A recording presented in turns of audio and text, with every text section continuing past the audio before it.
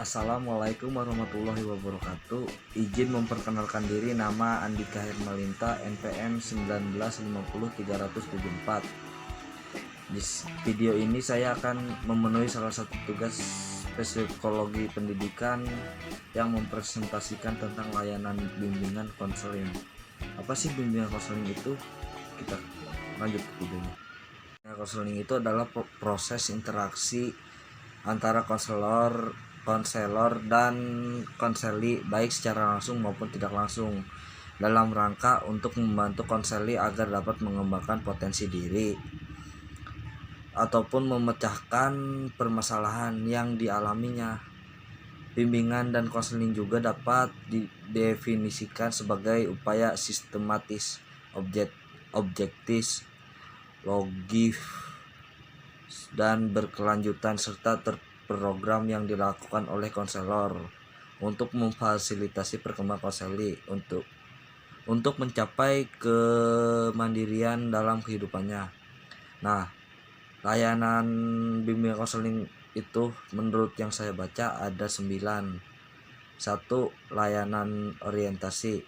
Layanan orientasi adalah layanan yang membantu peserta didik untuk memenuhi dan memahami keadaan dan situasi yang ada pada lingkungan sekolah yang baru dimasukinya, agar peserta didik lebih familiar dengan sekolahnya sendiri. Maka ia perlu mengetahui lebih jauh tentang berbagai fasilitas dan program-program yang ada di sekolah. Contohnya adalah peserta didik yang baru memasuki lingkungan yang baru sekolah biasanya masih merasa bingung atau canggung. Nah, untuk yang kedua, layanan mediasi. Layanan mediasi berasal dari kata media yang artinya perantara atau penghubung.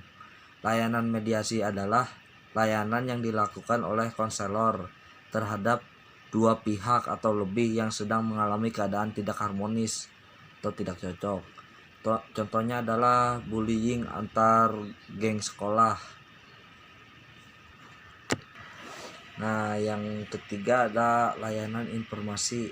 Layanan informasi adalah layanan berupa pemberian pemahaman kepada siswa tentang berbagai hal yang diperlukan untuk menjalani tugas dan kegiatan di sekolah dan untuk menentukan dan mengarahkan tujuan hidup. Ada beberapa jenis informasi yang diberikan kepada siswa, yaitu informasi bidang pribadi, informasi bidang sosial, informasi bidang belajar, dan informasi bidang karir. Layanan dapat dilakukan dengan membawa siswa ke suatu tempat atau narasumber tertentu untuk mendapatkan gambaran dan informasi secara lebih jelas.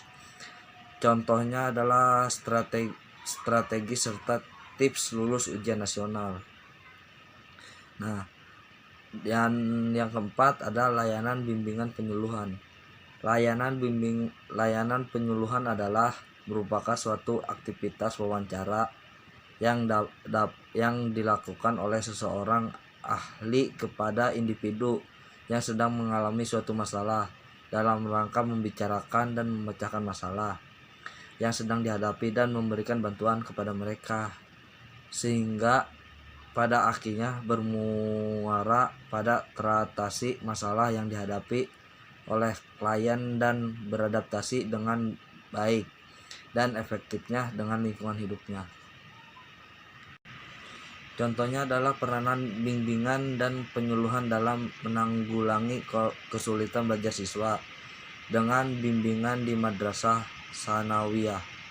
Nah, yang kelima, layanan pembelajaran. Layanan pembelajaran adalah layanan yang diberikan kepada siswa agar siswa mampu mengembangkan sikap dan kebiasaan baik. Pembelajaran adalah proses yang dirancang untuk membawa siswa aktif dalam suasana belajar yang penuh makna. Rangsang siswa untuk menggali, menemukan, dan menguasai materi pelajaran. Layanan pembelajaran berarti upaya membangkitkan siswa agar tumbuh keinginan untuk terus belajar, juga menanamkan sikap dan kebiasaan belajar yang baik. Belajar adalah kebutuhan. Contohnya, jangan takut gagal. Pacu semangat diri dengan mengisi hari-hari Anda dengan kegiatan yang berkualitas. Anda tak akan menghasilkan apa-apa dengan hanya berenung diri. Perluas pergaulan Anda seluas-luasnya. Ingat, dunia tidak akan selebar daun kelor jika Anda hanya mengurung diri saja. Orang tak akan tahu kalau Anda pandai. Jangan terlalu birokratif. Sikap ini hanya akan membuat Anda selalu merasa ragu dan terpentok berbagai macam peraturan. Bersikaplah lebih berani dan sedikit tekad, karena di situ biasanya muncul kekuatan dari alam bawah sadar yang membuat Anda berani mengeksploitasikan kemampuan Anda. Dan yang keenam ada layanan bimbingan perorangan. Layanan bimbingan perorangan merupakan pelayanan khusus berhubungan langsung tatap muka antara konselor dan klien.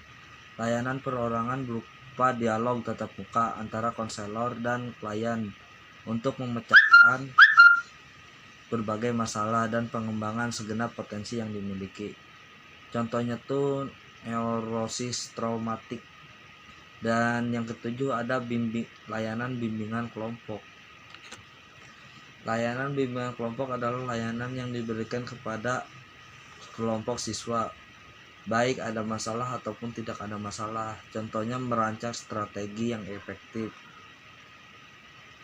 Dan yang ke-8 ada layanan konsultasi. Layanan konsultasi merupakan layanan yang memungkinkan seseorang memperoleh wawasan, pemahaman, dan cara-cara yang perlu dilaksanakan dalam menangani kondisi dan permasalahan orang lain yang menjadi kepeduliannya.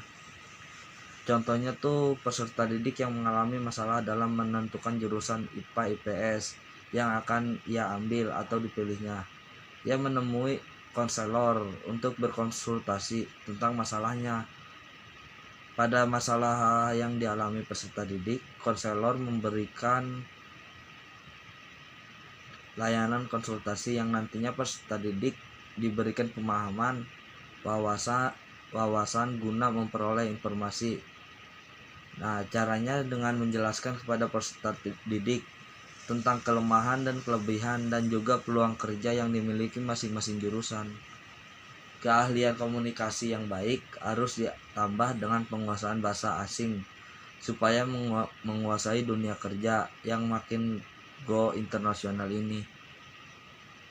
Ada yang ke-9, yang terakhir ada layanan konseling kelompok.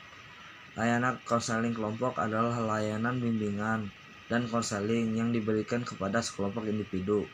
Keuntungan dan layanan ini adalah dengan satu kali pemberian layanan telah memberikan manfaat atau jasa sekelompok kepada orang. Konseling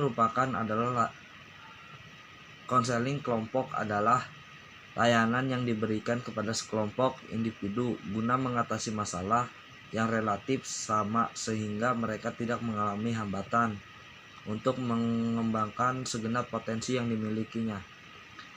Contohnya adalah membangun konsep diri yang positif. Banyak orang gagal bukan karena tidak punya potensi dan kemampuan, tetapi kegagalan sering terjadi akibat kesalahan konsep diri.